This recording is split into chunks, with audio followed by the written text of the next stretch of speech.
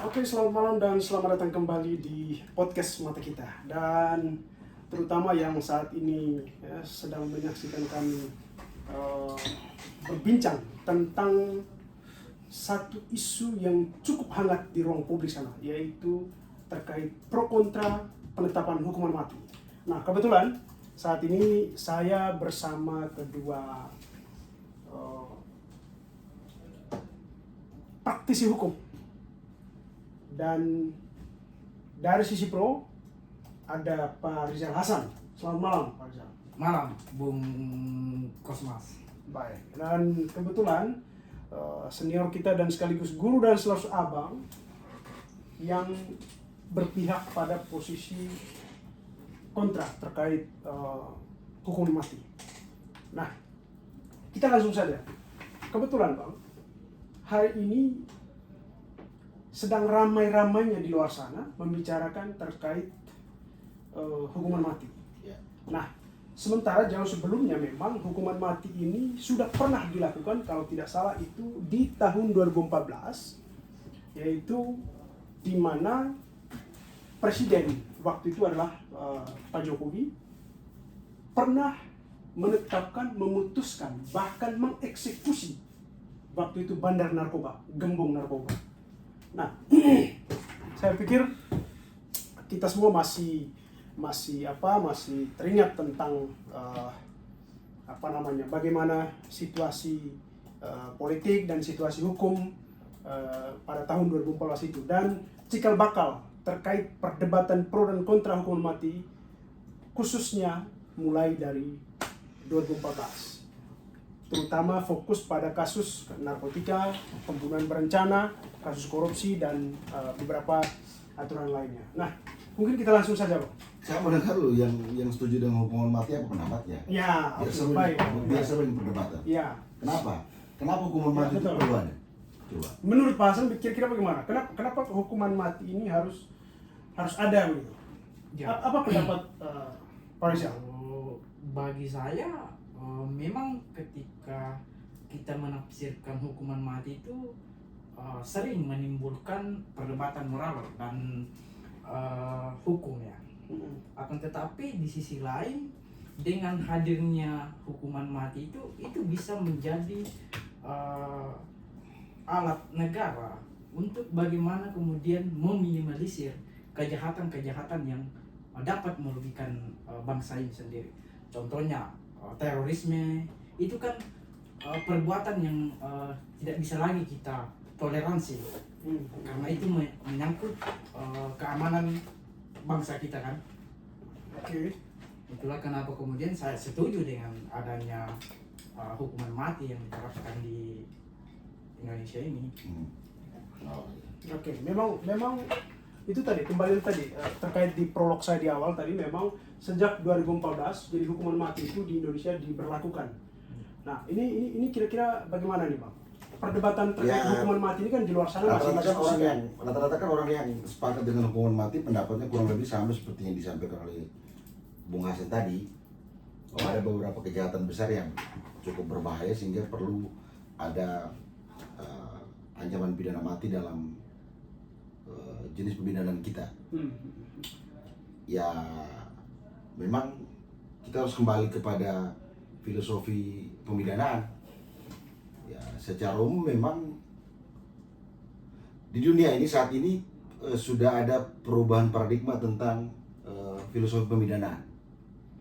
Zaman dulu sebelum munculnya hak asasi manusia, kecenderungan hukum itu berpedoman pada prinsip-prinsip agama. Makanya kemudian berlaku prinsip tangan diganti tangan, kepala diganti kepala. Ya. Dalam konteks akademik, kejadian demikian disebut pembalasan. Ya. Jadi filosofi pemidanaan itu didasarkan pada balasan terhadap perbuatan yang dilakukan oleh seorang yang ditemukan dan bisa dibuktikan. Ya. Orang mencuri, ya dipotong tangannya. Ya. Orang membunuh, dipenggal lehernya. Ya. Orang memperkosa, dikebiri. Hukum pidana itu sebagai upaya pembalasan. Tapi kemudian peradaban itu sudah berkembang. Hal-hal yang dulu Kenapa saya tadi disebut berpedoman pada prinsip agama? Karena di banyak agama pada zaman dahulu kala memang dikenal prinsip itu. Kayak di hukum Islam, di hukum gereja Katolik pun juga ada. Orang digantung itu karena membunuh. Banyak sekali kejadian di Eropa, orang dihukum gantung, saksinya pastor, uskup, begitu. Tapi kemudian karena peradaban sudah berkembang, orang sudah mulai menerapkan prinsip hak asasi manusia, human right. Filosofi pemidanan juga kemudian berkembang dari yang semula pembalasan menjadi pencegahan. Kemudian berkembang lagi ke tahap berikut yang namanya pemasyarakatan. Nah, pencegahan juga rasa-rasanya tidak terlalu pas karena orang yang pernah dipidana dengan pidana mati, ya toh, sudah mati, perbuatannya menjadi sesuatu yang menakutkan bagi orang lain agar tidak melakukan seperti itu lagi. Tapi kemudian yang terjadi, kejahatan yang sama masih terjadi. Kalau benar ancaman mati terhadap ancaman pidana mati terhadap pembunuhan itu efektif sebagai upaya pencegahan, maka tidak akan ada lagi pembunuhan. Tapi ternyata setelah orang dihukum mati karena membunuh pun besoknya, lusanya, tahun depannya masih ada juga pelaku pembunuhan yang lain. Artinya pencegahan juga ternyata tidak terlalu efektif. Lalu dipikirkan dengan pendekatan human right yang begitu maju, dipikirkan untuk upaya pembinaan itu diarahkan pada pemasyarakatan.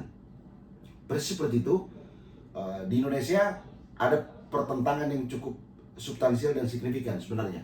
Kalau kita kaji secara literasi, kita kaji secara peraturan, kita kaji secara konstitusi. Ya, sebenarnya di konstitusi kita sudah jelas itu. Di pasal 28 Undang-Undang Dasar ayat I kalau tidak salah. Itu hak hidup itu adalah hak yang tidak boleh dikurangi oleh siapapun dan dalam keadaan apapun. Istilah human right itu non-derogable right. Itu hak hidup. Tidak boleh dikurangi oleh siapapun dan dalam keadaan apapun. Konstitusi kita sebenarnya menganut prinsip pemasyarakatan. Karena pemidanan tidak lagi sebagai pembalasan, pemidanan tidak lagi sebagai pencegahan, tapi pemidanan sebagai upaya untuk memasyarakatkan masyarakat. Konstitusi kita nafasnya adalah menjaga, menempatkan yang namanya hak hidup sebagai hak yang mutlak. Tidak boleh dikurangi oleh siapapun dan dalam keadaan apapun. Nah, itu dia Abang. Abang berbicara tentang hak hidup. Nah, justru dengan adanya hukuman mati yang berlaku di negara kita nantinya itu kan artinya kita juga melindungi hak hidup seseorang di situ, ya kan?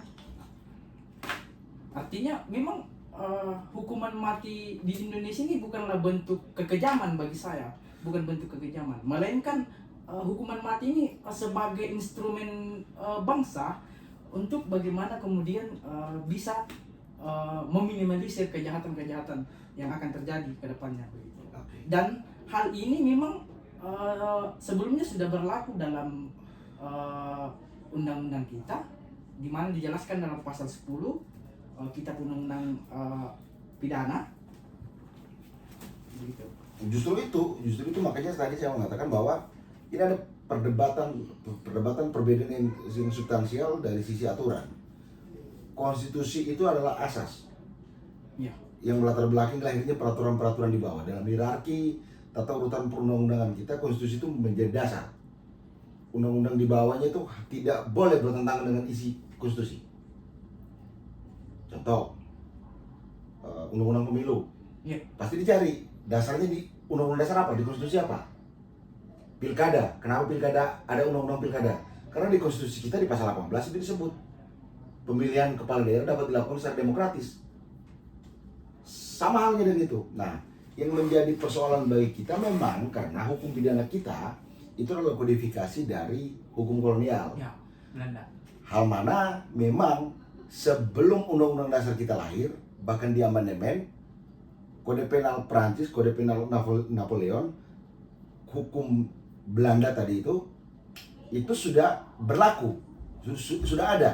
Dan ketika kita merdeka berdasarkan aturan peralihan di dalam Undang-Undang Dasar 45, segala aturan yang belum ada akan kemudian disesuaikan dengan yang sudah ada.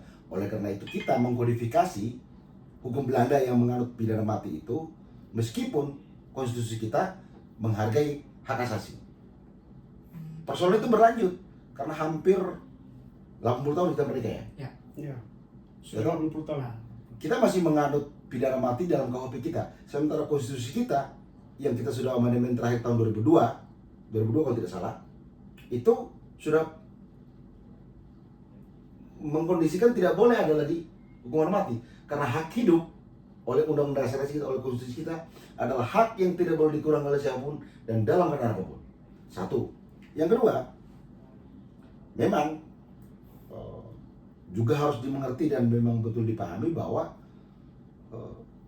secara hakikat negara itu tidak punya hak, negara hanya punya kewajiban. Tidak ada namanya state right. Kalau state duty ada. Coba, negara kan organ, dia punya hak apa? Itu dua persoalan mendasar tadi, di konstitusi tidak diatur, lalu negara nggak punya hak tadi itu menjadi problem ketika ada pidana mati dan KUHP kita. Memang kita sudah tahu bahwa KUHP kita kan KUHP yang memang sudah ada sebelum undang dasar kita lahir dan diamandemen. Nah, persoalannya kemudian yang menjadi perdebatan bagi kita yang ngerti hukum ini, kita selalu bilang lex specialis derogat legi generali, lex superior derogat legi inferiori, kan begitu kita sebut. Ya. Tapi persoalannya, ini undang dasar mengatakan tidak boleh mencabut nyawa orang, tapi di KUHP kita mengatur. Nah, itu yang menarik. Misalnya adalah perdebatan terkait pro kontra hukuman mati ini kan ini masih bergulir nih. Ini masih bergulir. Akan tetapi kembali lagi bahwa di tahun 2014 itu Jokowi pernah menetapkan salah satu gembong narkoba atas nama Freddy Budiman dan waktu itu dieksekusi mati. Nah, di sisi lain agak rancu misalnya yang tadi lex spesialis, derogat, lex general terkait bagaimana aturan mainnya. Waktu itu memang rujukan kasusnya adalah kasus narkotika. Dan kalau tidak salah, perdebatan waktu itu menurut Prof. Salim waktu itu adalah seseorang yang kemudian berhak untuk mengambil atau mencabut nyawanya itu tidak harus Sebentar, sebelum ke sana. Oh iya. Sebelum ke sana. Kan jadi pertanyaan tadi sebelum itu kasuistik, tapi kita coba. Ini kan ada KUHP peninggalan Belanda yang kita kodifikasi. Yang di dalamnya benar di pasal 10 itu diatur jenis-jenis pemidanaan, ada pidana mati, pidana kurungan, pidana denda, tahanan kota dan sebagainya, ya kan? Kemudian undang-undang dasar kita mengatur sampai dengan yang di amandemen pasal 28I itu hak hidup tidak boleh kurang. Nah, persoalannya tidak pernah dan memang Mahkamah Konstitusi kan baru lahir sekitar tahun 2000-an ya. 2000-an ya. Tidak pernah ada yang mencoba menguji pasal 10 KUH pidana ini ke undang-undang dasar. Sehingga pasal itu tidak pernah pasal tentang hukuman mati tidak pernah dicabut. Artinya apa? Selama itu masih menjadi undang-undang, ya toh, masih bisa diberlakukan. Persoalannya di situ. Persoalannya di situ. Meskipun di undang-undang dasar kita tidak mengatur. Ya karena tidak ada yang menguji untuk membatalkan. Karena mekanisme kita bernegara kan begitu. Ya. Undang-undang dibuat oleh DPR. Ya, betul. Ketika undang-undang itu bertentangan dengan undang-undang dasar, diujinya di Mahkamah Konstitusi. Persis ketika kita merdeka baru kita mengenal MK di tahun 2000-an. Ya. Dan selama itu hukuman mati tidak pernah ada yang menguji itu di MK untuk membatalkan. Itu. Persoalannya di situ. Mungkin juga teman-teman punya pengetahuan tentang itu ada, silakan nanti kita diskusi. Tapi berikutnya yang saya mau bilang bahwa ini juga ada pertentangan lain selain soal konstitusi tadi itu. Pertentangan lainnya adalah kita punya undang-undang lembaga pemasyarakatan. Ya. Itu alasan kenapa narapidana kita itu ditahan di tempat yang disebut lapas, lembaga pemasyarakatan. Filosofinya adalah tadi orang dimasyarakatkan. Pelaku tidak pidana dihidupkan di sebuah tempat, diperbaiki tingkah lakunya agar perilakunya sesuai dengan masyarakat yang benar, tidak mencuri, tidak membunuh, ya toh, tidak jual narkoba dan sebagainya. Nah, yang jadi soal, kalau orangnya dihukum mati, apanya yang mau dimasyarakatkan? Kan persoalan. Betul tidak? Betul. Kalau orang sudah dihukum mati, apa yang mau dimasyarakatkan dalam perilakunya harus mati. Berarti kan ada perbedaan itu. Ada undang-undang tentang lembaga pemasyarakatan, orang dipidana agar dimasyarakatkan, tapi ada hukuman mati. Itu persoalan juga.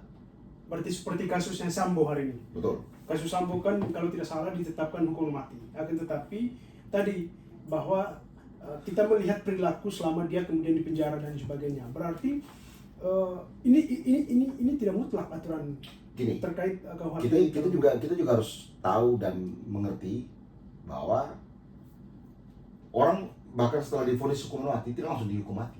Iya. Pelaku G30 SPKI itu seperti Brigjen Suparjo, Kolonel Latif, Untung, tidak serta-merta hari ini diputus besok, enggak.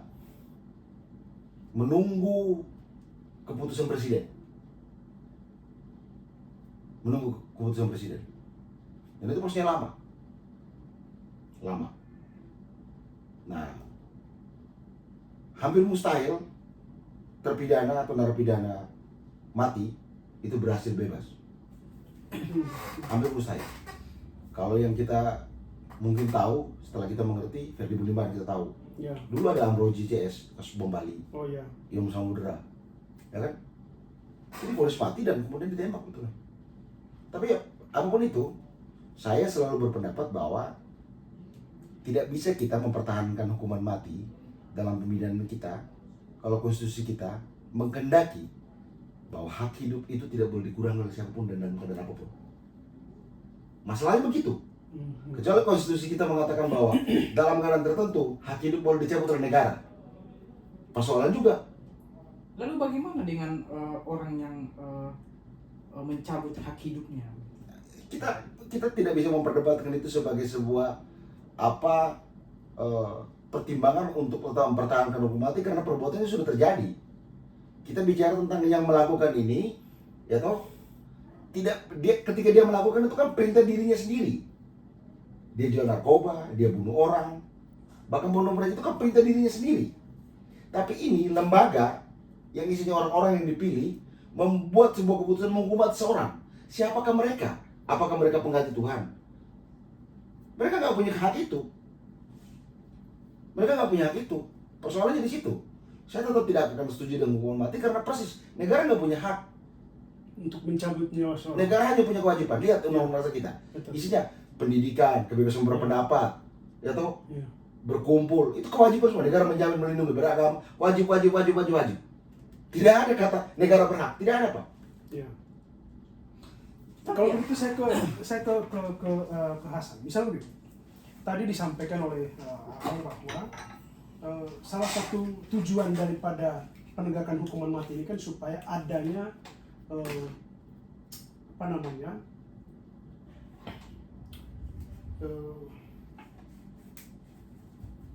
Efek jerah. efek jerah, agar terjadinya efek jerah. Nah, ini menurut Hasan kira-kira bagaimana ini? Apakah sepakat terhadap hukuman mati ini sebagai upaya untuk melakukan efek jerah terhadap yang lain, ataukah memang bahwa hukuman mati ini adalah selayak dan pantas yang kemudian dia terima dan harus dieksekusi mati seperti kasus-kasus sebelumnya gitu? Bagi saya artinya itu adalah sebuah konsekuensi yang ia harus terima dalam suatu tindakan kejahatan yang ia lakukan. Ini menyangkut hak hidup seseorang. Oke. Terus yang kedua, kalau Abang bilang tadi tentang bertentangan dengan lembaga pemasyarakatan dengan Ya. hukuman mati itu, ya bagi saya kembali lagi kan hukuman mati ini dalam kasus-kasus tertentu. Itu dalam kasus-kasus tertentu. Tidak semerta-merta bahwa kasus-kasus yang misalnya pembunuhan yang atas karena dia bela haknya, dia bela dirinya sendiri, itu masih bisa kita toleransi, kita masih bisa ini. Tapi kalau misalnya kasus pembunuhan yang berencana, nah itu kan sesuatu yang bagi saya itu sudah tidak bisa lagi ditoleransi. Ya, setuju. Ya. Tapi kan kita juga harus tahu bahwa kita tidak bisa menghukum orang karena perasaan. Mm. Ya, perasaan kita. Kita hanya boleh menghukum orang berdasarkan aturan yang dibuat. Persoalannya aturan yang dibuat ini ada pertentangan. Saya kasih contoh. Ada dalam sejarah hukum pidana kita ada dua pelaku namanya Tempo dan Karto. Tahun 70-an atau 80-an pernah divonis mati karena tuduhan pembunuhan berencana. Ya. Dia sudah dieksekusi mati. Ya. Tiba-tiba pembunuh sebenarnya datang dan mengaku bukan mereka pelakunya, saya pelakunya. Apa yang terjadi? Ya itu dia, kembali lagi, ini bukan persoalan dia bukan melakukannya atau apa. Jadi kita sebagai orang yang misalnya hakim memang harus telah dengan kasus yang mereka akan Persis lakukan. itu. Artinya apa? Tidak ada kesempatan lagi untuk mengoreksi fatal dari pelaksanaan hukuman mati. Bagaimana mengoreksi orang yang sudah mati? Itu persoalan, bos. Ya. Itu persoalan. Nah, tapi kan dengan adanya bukti-bukti yang kuat yang bisa kemudian apa namanya, bahwa benar dia sudah melakukan hal itu. Ya, setuju, tapi ini kita bicara tentang satu kejadian di mana orang yang tidak melakukan, peradilannya dibuat sedemikian rupa soal dia terbukti bersalah, dia eksekusi mati, sudah mati, tiba-tiba pelaku yang sebenarnya datang mengaku. Kalau hal seperti itu terjadi, apa yang terjadi? Bagaimana pertanggungjawaban negara terhadap keluarganya? Itu persoalan juga. Oleh karena itu menurut saya, hukuman mati memang tidak pantas untuk kita berlakukan. Mau kejahatan sebesar apapun, selama menurut saya, selama itu masih pelakunya manusia, masih bisa dibenarkan kok, masih bisa bukan dibenarkan, dibenarkan cara berpikirnya, diperbaiki cara berpikirnya. Mungkin kurungannya tidak perlu hukumannya tidak perlu bebas, tapi penjara seumur hidup misalkan. Penjara seumur hidup itu jauh lebih baik daripada menghilangkannya orang. Kenapa? Ya dia dihukum, kau hilangkannya orang, kau dalam penjara terus sampai mati. Kau jual narkoba, kau dalam penjara terus sampai mati. Ya toh? Tapi pertanyaannya adalah, apakah kemudian hukuman seumur hidup menjamin terkait dari sisi korban misalnya? Ya. Katakan kasusnya, kita ambil contoh misalnya kasus pembunuhan yang kemarin terjadi. Misalnya adalah dari sisi keadilan korban mengatakan bahwa ya menurut kami ya dia harus dihukum mati misalnya. Akan tetapi putusan pengadilan bahwa dia harus dihukum seumur hidup Ya. sebagai ganjaran daripada perbuatan. Ya. Sementara kasusnya adalah ini pembunuhan berencana. Betul. Ini kira-kira bagaimana? Setuju. Jadi ya kalau semua pemidanan itu mengikuti keinginan korban, tidak akan ada yang namanya sistem hukum. Silakan eksekusi sendiri. Kau dapat orang membunuh, kau putuskan sendiri. Konsekuensi dari kita hidup dalam sebuah society atau sebuah sistem, ya begitu. Apa yang diputuskan oleh sistem, kita sebagai anggota dari sistem itu, society itu harus terima. Itu persoalannya. Bahwa tidak pernah ada hukuman yang adil bagi korban. Tidak ada. Tidak ada. Siapa sih yang mau dibunuh? Siapa sih anaknya mau mati karena narkoba? Ya kan? Siapa sih yang mau dicuri barangnya? Siapa sih yang mau dirampok? Mau dihukum sampai uban, sampai mati, sampai tiap hari suruh garuk batu, juga tetap rasa. Karena ini sama seperti luka, bisa disembuhkan, tapi lukanya tetap ada. Bahwa kejadian lukanya ada, bekasnya ada. Jadi kita tidak bisa pakai perspektif itu dalam mengukur kadar hukuman mati. Karena kita hanya bisa mengukur ini hukuman terhadap manusia, bukan terhadap binatang. Oke, ya, itu mungkin pemikiran secara positifnya begitu ya. Akan tetapi misalnya kalau kita ambil konteks, misal kasusnya adalah Verdi Sambo kemarin, yang baru-baru kemudian diputuskan. Dan kalau tidak salah hakimnya kemarin itu sedang fit and proper test di DPR RI dan diuji oleh salah satu anggota DPR. Pertanyaan sederhana, apakah Anda sepakat dengan hukuman mati? Dia katakan sepakat. Nah, dia mengatakan, kenapa saya sepakat? Karena pada saat gelar kasus itu menurut dia bahwa yang dilakukan oleh saudara Sambo itu bukan hanya sekedar untuk mau pembelaan terhadap dirinya begitu, tetapi memang sudah ada upaya perencanaan, disetting di awal memang bahwa kenapa kemudian menurut dia untuk kemudian menetapkan bahwa dia harus dihukuman mati, karena kasus yang kemudian direkayasa oleh Verdi Sambo itu sudah direncanakan jauh sebelum dieksekusi. Artinya benar, itu tidak salah. Karena ancaman pidana mati itu hanya terhadap pasal 340 pembunuhan berencana. Betul. Artinya dari segi niat, dari segi persiapan, dari segi pelaksanaan, pelaku itu tahu bahwa akibat dari perbuatannya itu mengakibatkan mati. Kalau sudah seperti itu pasti hukuman mati. Karena pasal 10 yang mencantum tentang hukuman mati itu hanya ditujukan pada kejahatan yang memang bisa dibuktikan. Ya, ya. Pelaku Ya, secara betul. niat ya. Itu Betul. berarti kita tidak diskusi itu lagi. Betul. Tapi kita bicara tentang siapakah hakim yang berhak memutuskan mencabutnya orang. Pertanyaan itu hanya bisa dijawab, ya dia hanya menjalankan undang-undang. Undang-undangnya mengatakan bahwa ada hukuman mati. Ya. Pilihan bagi dia cuma dua, hukum orang yang seumur hidup atau hukuman mati. Memang beda-beda hakim, beda mazhab. Ada hakim yang defender HAM, dia tidak akan hukum mati, terpidana mati. Apa terpidana mati 340, terpidana teroris, terpidana narkoba, atau dia tidak akan hukum mati. Dia mungkin penjara seumur hidup. Tapi ada hakim yang betul-betul positifis, apa yang dikatakan undang-undang terpenuhi, dia akan eksekusi. Itu persoalan.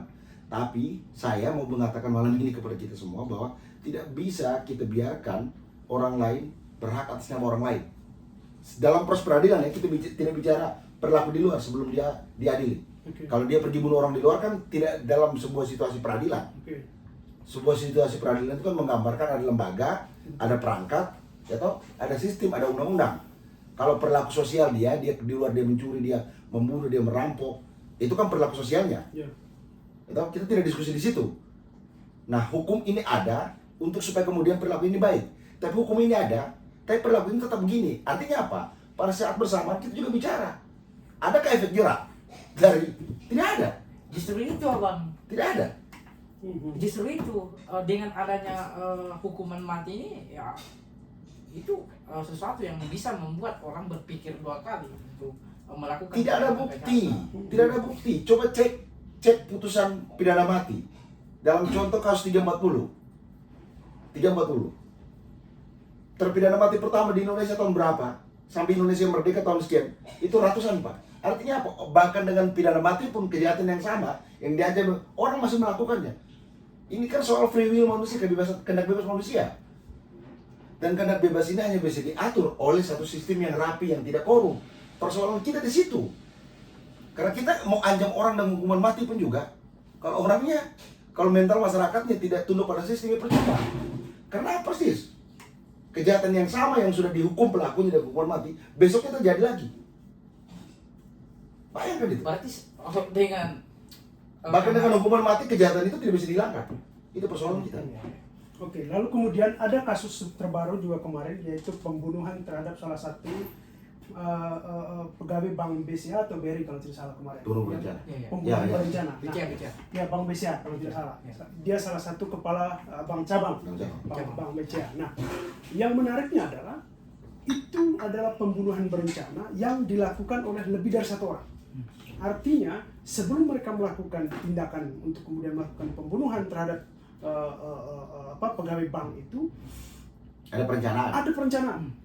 Nah, menurut abang, kira-kira katakan abang sebagai hakim untuk kemudian menentukan nasib dia, Ya. hukuman mati atau hukuman hukuman seumur hidup ataukah hukum seperti apa yang setimpal Itu kan untuk pertanyaan kemudian teknis, ditetapkan? itu pertanyaan teknis. Tapi Oke. kita bicara yang substansi.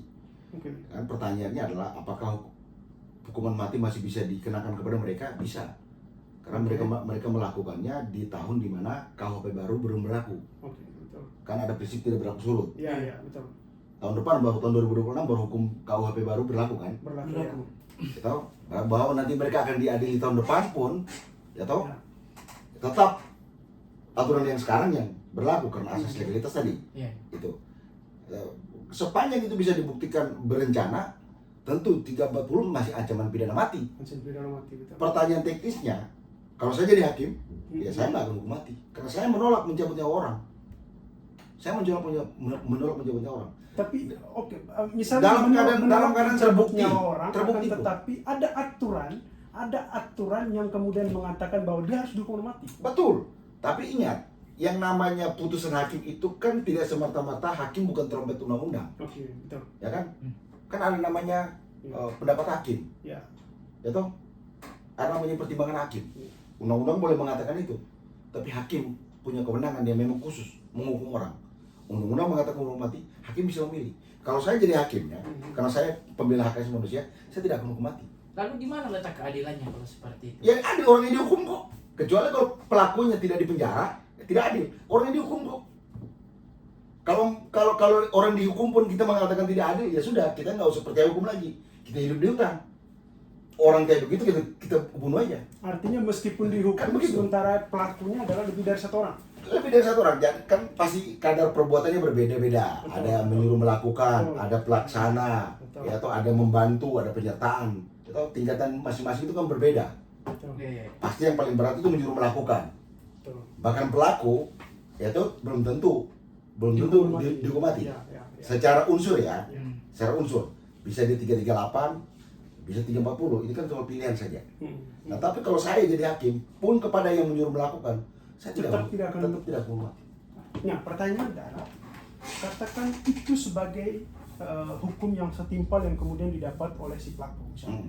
Lalu kemudian kita tetapkan mereka sebagai hukuman seumur hidup. Nah, dengan kasus yang sama misalnya, ketika terjadi di kemudian hari, persis seperti itu kejadiannya, apakah memang harus tetap dihukuman seumur hidup? Kalau saya tetap berpendapat, karena saya pembela hak asasi manusia, saya akan berpendapat bahwa ya pendekatannya kan pendekatan humanis. Bahwa orang dipidana untuk dimasyarakatkan, orang dipidana agar perilaku buruknya berubah, diperbaiki, menyesali, bertobat. Ya toh? Jadi ini manusia soalnya, bukan batu, bukan binatang. Ya toh? Banyak metode untuk mengobati orang sakit jiwa, banyak. Seorang psikopat juga bisa diobati. Ya, tapi dia tidak akan dilepas ke masyarakat. Oleh karena perbuatannya, dia tetap akan dalam tahanan penjara. Dan itu hukuman yang setimpal menurut saya. Oh, itu poinnya. Itu poinnya. Poinnya saya di situ. Tidak boleh manusia siapapun di dunia ini berhak atas nyawa orang lain dalam sebuah sistem peradilan, bukan di luar ya. Artinya ketika dia melakukan di luar, dia membunuh, dia merampok, itu kan belum ke proses peradilan. Ya. Ini kan kita bicara tentang hukuman. Berarti proses peradilan, ada Proses sidang, peradilannya itu ada yang pembuktian, kemudian, ada pembelaan. Ya. Ya toh? Tidak boleh dalam sistem hukum yang modern kita boleh bicara tentang hak asasi manusia. Kita boleh bicara tentang hak hidup, hak untuk sekolah, hak untuk berpendapat. Tapi orang sekolah, orang berpendapat, berkumpul, berpartai, mencalonkan diri, tidak ada gunanya kalau orangnya dibunuh. Saya mau ke Hasan misalnya. Dengan kasus yang sama dan pertanyaan yang sama misalnya, kira-kira pendekatan hukum apa yang lebih tepat dan lebih adil untuk melakukan hukum terhadap si pelaku? Dengan kasus, ambil contoh kasus Bang BCA tadi. Andai kata adalah Hasan sebagai hakim Ya. dan punya kewenangan penuh untuk memutuskan hukuman mati dan tidak hukuman mati, karena itu tergantung palu yang dipegang sama Hasan untuk kemudian tinggal palu barang ini, apakah hukuman mati atau Ya, tidak kalau hukuman saya mati. tetap dengan prinsip saya bahwa orang yang sudah jelas melakukan kejahatan dan merampas hak hidup seseorang Ya. itu adalah hukuman mati bagi dia, itu adalah sesuatu yang cocok bagi dia, karena itu adalah konsekuensi atas perlakuan dia terhadap manusia lainnya. Oke. Artinya setimpal dengan Ya, apa yang bagi saya dilakukan. itu setimpal Hmm. karena memang ketika ketika pelaku hanya dimasukkan ke dalam lembaga pemasyarakatan, itu juga tidak menjamin bahwa dia akan terlepas, selesai dia dari situ dia akan baik begitu, karena ada beberapa fakta yang kemudian kita bisa ambil contoh, misalnya ini kasus-kasus narkotika ya misalnya, terhadap dari pembunuhan. Ya. Contoh saat ini yang lagi naik itu Amar Soni. Amar Soni ini kan di lembaga pemasyarakatan sekarang. Iya. Tapi faktanya dia masih melakukan transaksi dalam, artinya ya. bahwa lembaga pemasyarakatan dalam hal ini untuk menjamin bahwa dia di situ akan menjadi warga yang baik nantinya, itu tidak menjamin pada faktanya. Itu. Artinya ketika dia diberi kesempatan untuk memperbaiki diri, Iya. you know, lalu kemudian kita tetapkan dia di lembaga pemasyarakatan, lalu kemudian setelah itu kita bisa membuat kesimpulan bahwa oh ternyata dia sudah sadar, Iya. maka cabut terkait Ya, penetapan hukuman matinya, atau kira-kira bagaimana itu? Ini juga soal pengetahuan. Kita ini kan sebuah negara hidup dalam sebuah peradaban dunia. Ya. Di dunia ini ada banyak konvensi internasional, ICPR, ECOSOC, yang kita sudah ratifikasi sebagai hukum nasional. Di dalam konvensi internasional itu sudah diserukan untuk menghapus pemidana mati. Hal itu juga menyebabkan ketika amandemen Undang-Undang Dasar kita terjadi, pasal 28 kita, konstitusi kita mengatur bahwa hidup tidak boleh dikurangi. Persoalannya sekarang, itulah yang kemudian menjadi perubahan di dalam warna KUHP baru kita. Yaitu pidana mati tetap ada, tapi penjara 100 tahun. Ya kira-kira begitu, 100 tahun.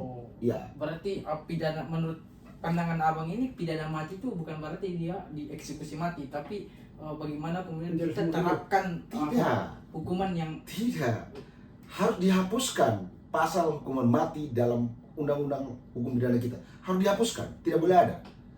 Pidana kita, pidana ya, kan kalau kita bicara hukum kan ada dua, pidana dan pemidanaan. Pemidanaan itu bagaimana cara menghukum orang.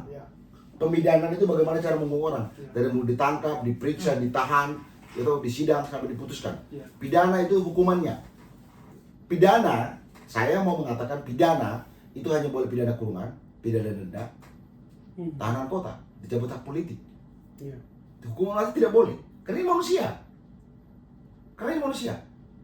Orang boleh dipenjara sampai mati, dalam penjara biar dia musuh. Mau dia berubah atau tidak, tetap dalam penjara. Bila perlu penjara Indonesia ini kan ada 34 atau 38 provinsi, pindah-pindah. 10 tahun di Makassar, 10 tahun pindah ke Gorontalo. Jadi dia pindah-pindah, tapi dia tetap hidup. Tapi dia tetap dalam penjara, tidak kemana-mana. Dan tidak boleh cabut nyawanya. Tetapi di sisi lain Bang, kalau misalnya dalam konteks kemanusiaan misalnya, tidak bergeser dalam konteks kemanusiaan misalnya.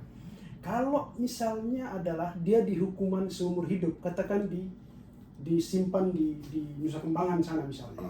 Lalu kemudian kita siksa dia dalam konteks bahwa dia ini kan tidak diberi kesempatan untuk kemudian bertobat dan lain sebagainya. Akan tetapi putusan pengadilannya katakan seumur hidup.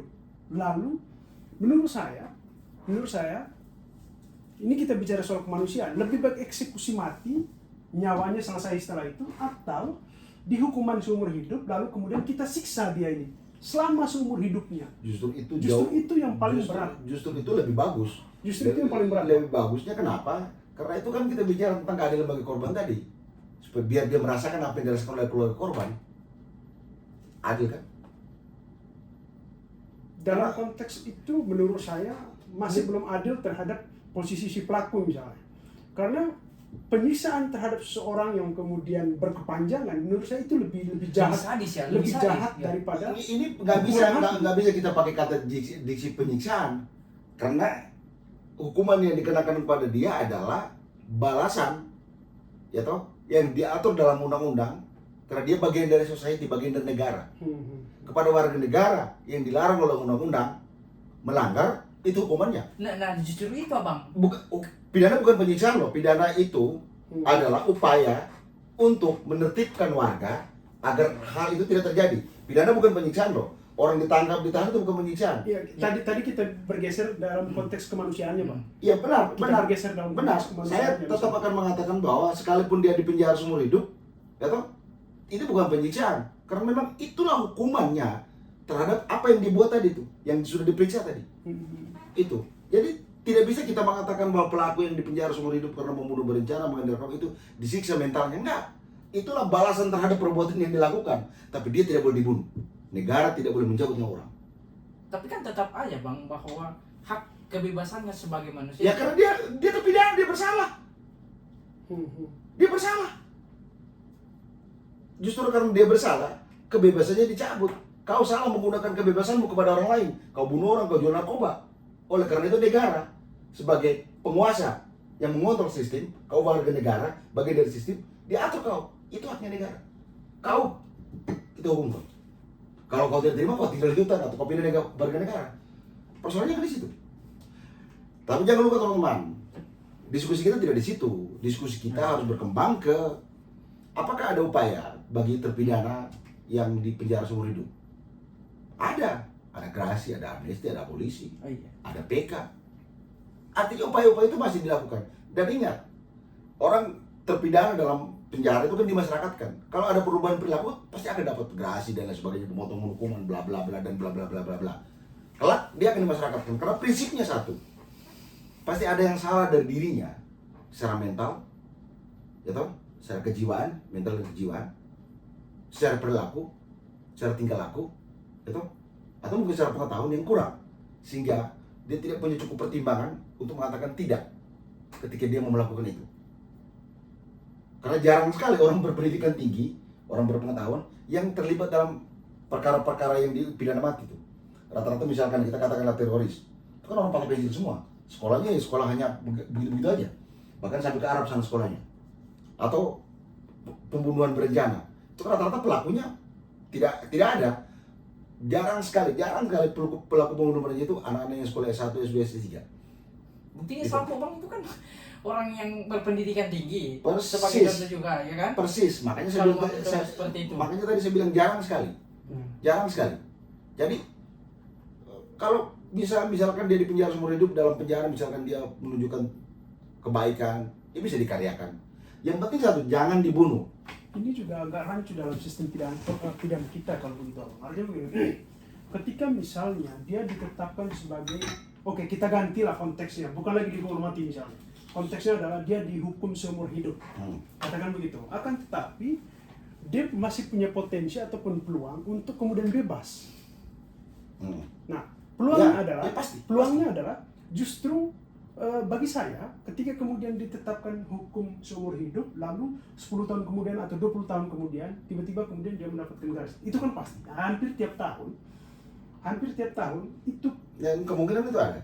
presiden selalu memberikan kesempatan bagi mereka-mereka Iya. yang kemudian Kemungkinan itu ada. mendapatkan perlindungan dari presiden ataupun perlindungan dari negara. Pertanyaannya apa ini? Nah, pertanyaannya adalah menurut saya dalam konteks sisi keadilan tadi, apakah ini tepat?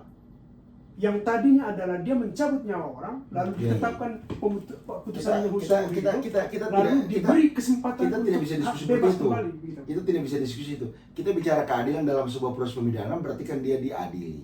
Oke. Saudara persidangan, Oke. divonis, Hmm. berarti sudah diadili.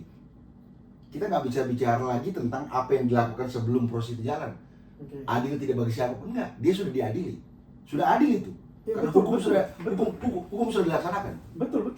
Betul. Bahwa konteks soal adil dan tidak adilnya adalah ketika dia ditetapkan untuk dipenjara seumur hidup nih, itu sudah adilnya. Nah, dalam prosesnya kemudian dia mendapatkan gerasi. Bagi saya ini juga tidak tepat untuk kemudian Kita kan tidak bisa kemudian membatalkan hak gerasi, amnesti, abolisi ini karena itu ada dalam konstitusi.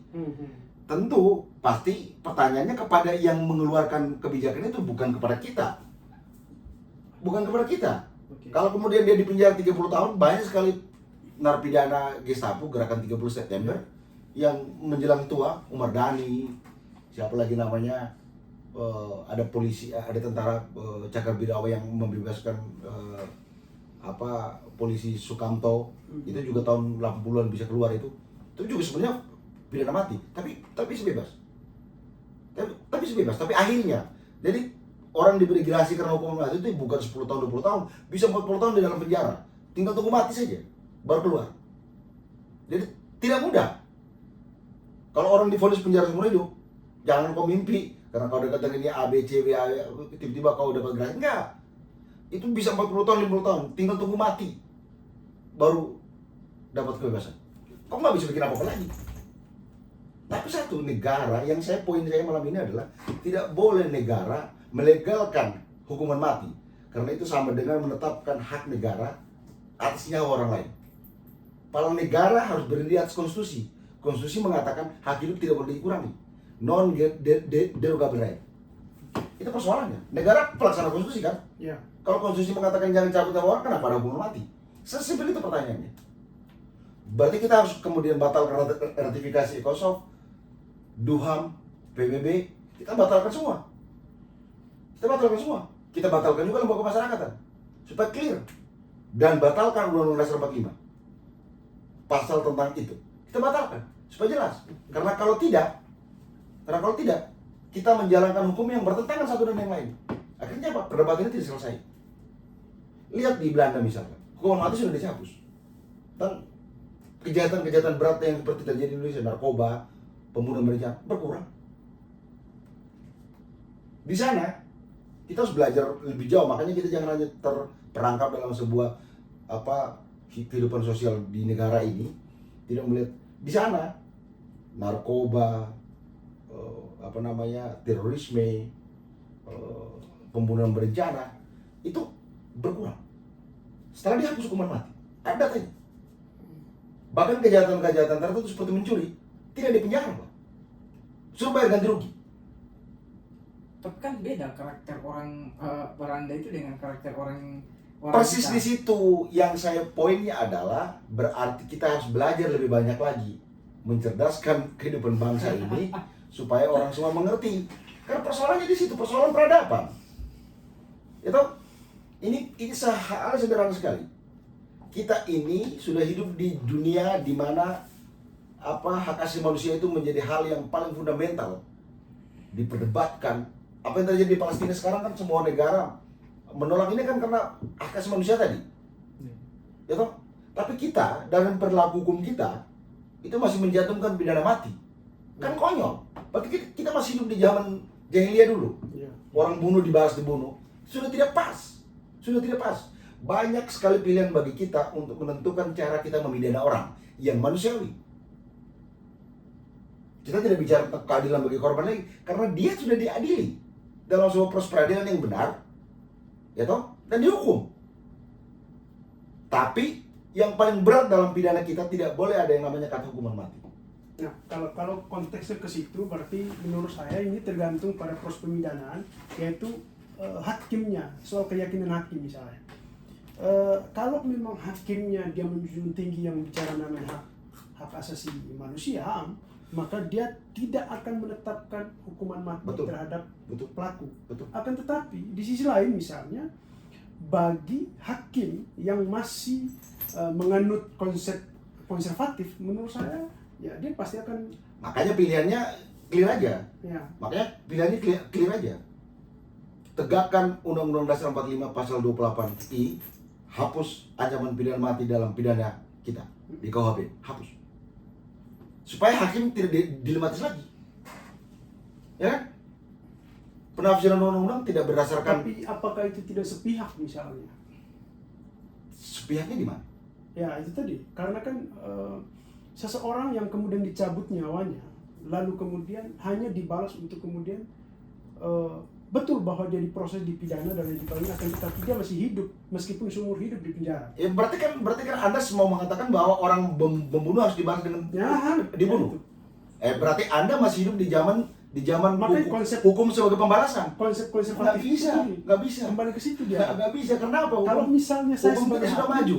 kalau saya sebagai hakim, maka konsep konservatif itu yang kemudian saya mau Nggak bisa lagi, itu sudah nggak cocok. Bahasa kerennya anak Gen Z itu nggak up to date. Itu perangkat software Anda sudah tidak update lagi. Anda masih menggunakan Pentium 3, malah sekarang kita sudah versi Android sekian. Sudah nggak cocok. Hukum sebagai pembalasan itu sudah tidak lagi menjadi sebuah konsepsi dalam peradaban hukum dunia. Hukum itu untuk memperbaiki, hukum itu untuk mencegah, edukasi, preventif, macam-macam. Karena prinsipnya adalah humaniter. Itu baja hukum kita. Ini kan pertanyaan juga. Kenapa pada pidana mati kita setuju karena pelakunya begitu, pada hal lain misalkan kita enggak? Kan juga perdebatan itu. Jadi menurut saya sudah. Tapi begini juga Bang, di sisi lain misal begini, oke dalam proses pemidanaannya ya, di peradilannya, sekarang kita bergeser ke prakteknya, di luarnya misalnya. Katakan kalau misalnya dia tidak ditetapkan hukuman mati, lalu kemudian di luar peradilan, dia dicari dan dibunuh. Ya itu kira-kira bagaimana itu? Kalau kejadian pelaku yang bunuh dia akan diadili lagi. Karena kita hidup dalam sebuah sistem.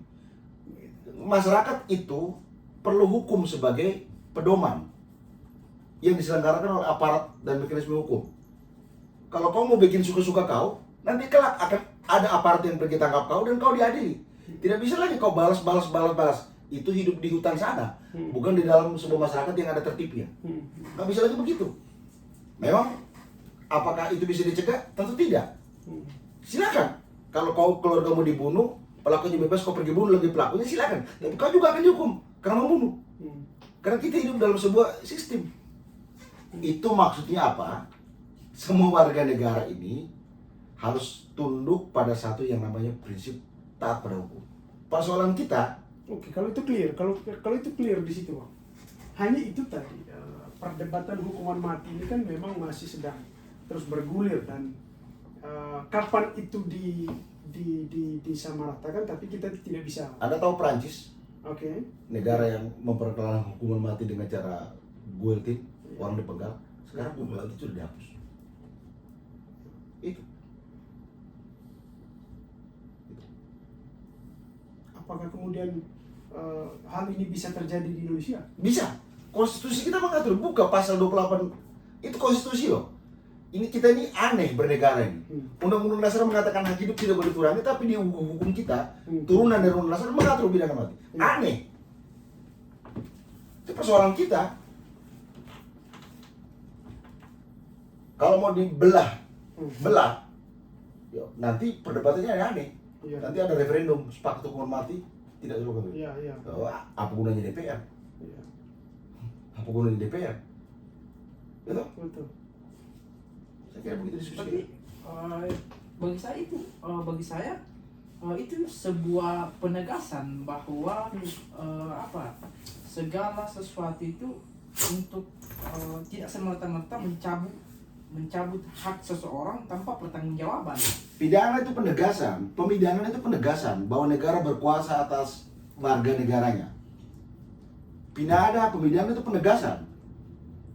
Hukuman mau penjara denda kah, penjara kurungan kah, penjara tahanan kota, bahkan hukuman mati, itu penegasan. Hukum itu penegasan, karena hukum itu hal paksa.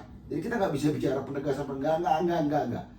Kita bicara tentang satu hal, negara tidak punya hak untuk, karena negara nggak punya hak.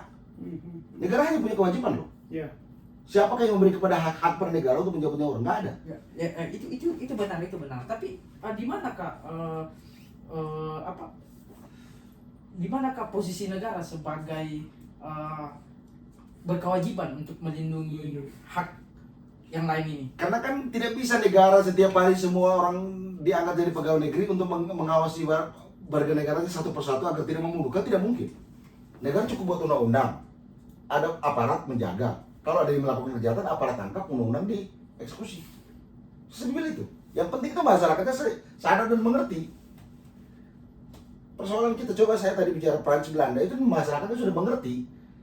Jadi bentuk kejahatan di sana lebih sadis loh. Orang dibunuh itu dimutilasi pakai gergaji, pakai sensor, ditanam di tanah, macam-macam. Dalam konsep masyarakat yang sudah sangat tercerahkan itu. Nah justru itu Bang, kita berada di situasi di mana masyarakat kita ini tidak mengerti. Tidak mengerti. Nah, Bahkan, itu. Ya. Saya pinjam kata-kata. Bahkan yang tidak mengerti pun juga sudah diancam dengan pidana mati, masih besok juga pembunuhan berencana terjadi. Nah itu dia, bagi saya dengan adanya hukuman mati ini bisa jadi Tidak ada bukti. Aku bilang masih jadi, malah tidak ada bukti.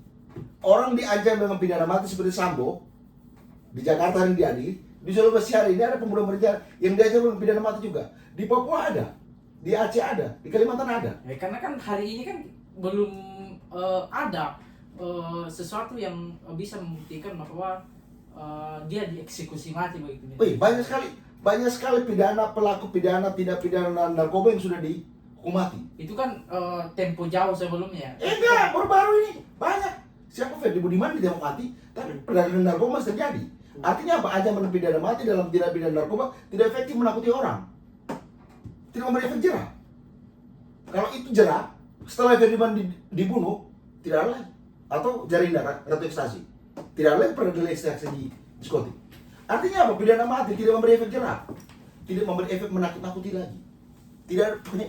Menurut saya yang paling penting kita diskusikan itu adalah bagaimana membangun kesadaran hukum masyarakat agar masyarakat kita tertib hukum, menjauhi larangan-larangan negara dalam hukum pidana, agar tidak kemudian diadili dan kemudian berlaku hal-hal yang kita diskusikan tadi.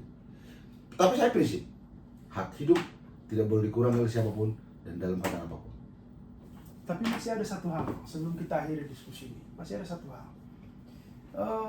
Terkait bicara soal pidana mati dan tidak pidana mati ini kan itu bicara di hilir sebetulnya. Itu bicara di hilir. Akan tetapi katakan konteksnya adalah kasus narkotika misalnya. Betul bahwa perdebatan terkait hukuman mati dan tidak hukuman mati di hilir ini dan itu sudah terjadi dan prosesnya pun sudah terjadi. Tetapi di hulu gembong-gembong narkoba yang kemudian menjadi masih bertransaksi di luar sana dan hampir tidak bisa diintervensi oleh negara ataupun negara tidak bisa katakan untuk menangkap persoalan-persoalan di hulu ini. Yang tadi itu kan dihilir semua persoalan ini. Itu kira-kira bagaimana? Ya nggak bisa kan, bahkan hukum setertib apapun, sekuat apapun, dengan tatanan yang sebagus apapun, free will manusia itu nggak bisa diatur. Kita diskusi baik-baik, keluar dari tempat ini, kalau pakai saya kita berkelahi bisa jadi. Itu kan hak bebas. Ya. Manusia itu kan binatang yang berakal. Ya. Tinggal emosinya dipicu, binatangnya keluar. Ya. Itu persoalan free will. Mau determinasi atau indeterminasi terserah, free will. Bicara tentang penanggulangan narkoba, mau orang dihukum mati 1000 kali pun juga, tapi selama orangnya masih mau jual, kejahatan selalu mencari cara dengan cara yang lebih mutakhir daripada sistem yang ada. Saya selalu bilang penipu itu lebih pintar dari korban. Yang namanya penjahat itu pasti lebih pintar dari korban. Mau kau bikin sistem hukum seperti apapun juga, yang namanya kejahatan soal kena bebas. Dulu orang membunuh pakai pisau, sekarang kemudian berkembang pakai senjata, kemudian berkembang pakai racun. Tiba-tiba ada racun namanya cyanida, tiba-tiba ada racun namanya gas, macam-macam. Karena yang namanya kejahatan kena bebas. Selama saya tidak dibikin marah, naluri binatang saya tidak keluar, saya tidak akan melakukan sesuatu yang seperti binatang kepada kau. Tujuan hukum kan menertibkan perilaku binatang manusia tadi, supaya manusia tetap dalam akalnya sebagai manusia. Ya. Itu persoalannya. Nah, persoalan narkoba tadi, yang mau di hilirnya 1000 kali kita berdebat, di hulu karena free will. Selama masih ada manusia, kejahatan akan tetap ada. Kecuali semua orang sudah jadi malaikat, lain ceritanya. Oke. Gitu. Ya, artinya Saya mau tambahkan pendapat Pak Benny dalam perdebatan ini. Saya setuju dengan pendapat Pak Benny. Tidak boleh hukuman mati. Karena Pak Benny itu saya kenal sebagai salah satu orang yang cukup selama ini, mungkin karena dia juga aktivis dulu, apalagi dia seorang Katolik yang taat. Menurut saya, dia gereja Katolik kan juga menolak hukuman mati. Tidak boleh ada. Dan saya kira dengan pengalaman sebagai pembela HAM, pendapat itu layak untuk dikemukakan supaya mendorong diskusi. Memang perdebatan seperti kita lewati malam ini itu perdebatan yang lama sekali, usang, panjang dan tidak pernah berakhir. Nanti akan ada masa pilihan. Kelompok ini akan mengatakan ini, kelompok ini mengatakan ini. Kita cenderung HAM, nanti kelompok agama akan mengatakan ini sekular. Kan begitu kira-kira. Itu juga persoalan. Ya toh? Karena menjaga prinsip itu agar kita tetap bersama sebagai sebuah bangsa, hukuman mati kita masih ada. Karena soal aspirasi tadi, itu persoalan kita, Hasan. Itu persoalan kita. Coba kalau kita betul-betul terbuka sebagai sebuah negara sekular, semua harus pakai tafsir positivisme, tafsir pikiran, sudah lama hukuman mati dicabut. Tahu nggak yang paling sepakat dengan hukuman mati siapa? Ya kelompok-kelompok agama. Karena masih menganggap ini pembalasan. Karena kalau tidak, kami tidak diakui sebagai bagian dari negara. Repot kita. Itu persoalan kita, tapi itu hal lain. Itu hal lain. Kira-kira begitu. Oke. Baik. Terkait perdebatan hukuman mati, memang tadi ini menjadi perdebatan, bukan juga usang, tetapi ini menjadi perdebatan yang baru dan masih sangat penting untuk kemudian bagi kita, terutama pribadi kita, terkait layak nggak misalnya seseorang dihukum mati ataupun tidak dihukum mati. Nah, itu kembali kepada pribadi kita masing-masing. Katakan kalau saya sebagai hakim, ya tinggal tinggal digunakan sebagai prinsipnya, apakah misalnya mengikuti aturan yang ada atau mengikuti kata hati. Ya, saya pikir itu, tapi tidak ada kesimpulan yang kemudian saya juga tidak berani mengambil kesimpulan dalam diskusi ini, akan tetapi kembali pada hati kita masing-masing terkait pro dan kontra tentang hukuman mati. Sekian dan terima kasih. Oh iya. Pak, matikan langsung aja. Ini panjang, Pak.